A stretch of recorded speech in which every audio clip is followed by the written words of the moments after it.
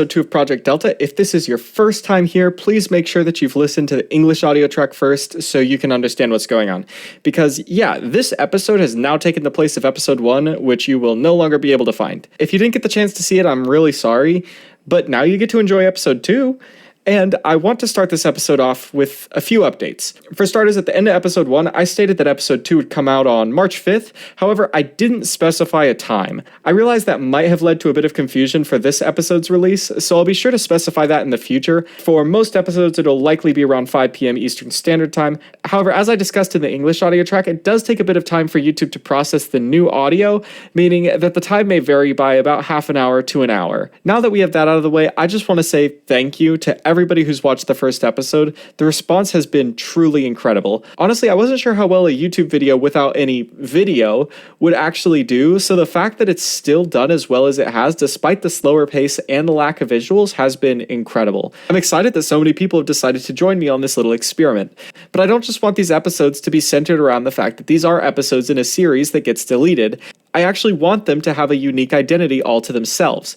Of course, though, no matter how much effort I put into these, or no matter how high of a quality they are, they're still going to have a limited life. In reality, though, everything has a limited life. For a while, people said that the internet was forever, but every year that's proven more and more a lie. All it takes is a quick scroll through Wikipedia's sources to see how many links lead to nowhere and how many websites have just disappeared. Archivists can do a lot to help, but they can't do everything. And even those archives have to have that data stored somewhere. All it takes is one accident for an archive to lose a massive amount of data. Active conservation is the only way to truly extend the life of something, but even that is an illusion. One day the Internet Archive won't exist anymore. YouTube won't exist anymore, and as crazy as it may be to believe, the global internet won't either.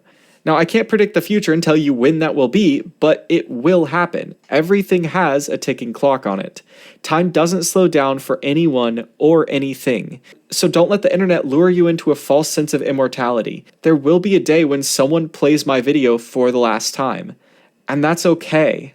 An important thing to remember, though, is if you spend all of your time with things from the past, then we make no time for things in the present or the future. I love old Disney movies. I grew up watching them, and I'd love for my kids to one day grow up watching them as well. But I also want them to hear new stories, and they only have time for so many movies in their life. I mean, if you look at Hollywood now, the only thing they seem to want to make is sequels and reboots, continuing the same stories that have been told countless times already. But they're taking energy and resources away from new stories that may never get the chance to be told.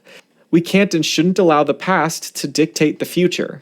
But in the end, no matter how much those stories are remade, they'll have their last telling as well. But if those old stories are lost, new ones can be told. Time doesn't necessarily degrade or get rid of things, it changes them. The dinosaurs had to go extinct for humans to one day exist, after all.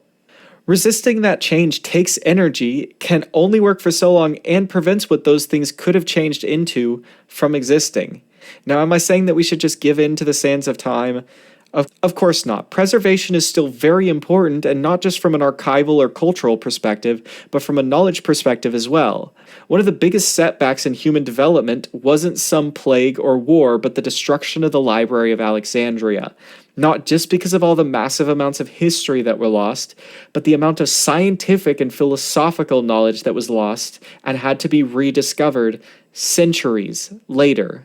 That's what decentralized and secure archives are supposed to prevent, but they can't prevent everything, so it's just an illusion. Once you start to look into what's keeping so many seemingly indestructible things from collapsing, you begin to realize just how fragile everything is. Ironically, though, believing something's indestructible or infinite can also lead to its ultimate destruction. The passenger pigeon, for example, was a bird that had numbers so large that during their migration, they would block out the sun. Their numbers were so massive that nobody thought a bit of hunting would make a dent. But it did, and in 1914, the last passenger pigeon died, and the species went extinct. So remember while you're watching this, that for these videos, you're fortunate enough to know when they will no longer exist. And I know that many people will also likely try and find ways to archive these videos to make them last forever. But that's because you know they have a finite amount of time to be saved. But how many things out there have an invisible timer that's slowly ticking down till 0 without anybody realizing? Why should this or any other thing that has a set timer on it get such a treatment? There are likely so many things that are far more important that are disappearing forever right now without anyone realizing.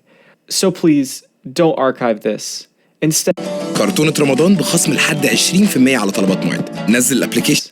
Instead, find something that is valuable to you and acknowledge that whatever it is, it has a timer on it as well. You just don't have the luxury of seeing it.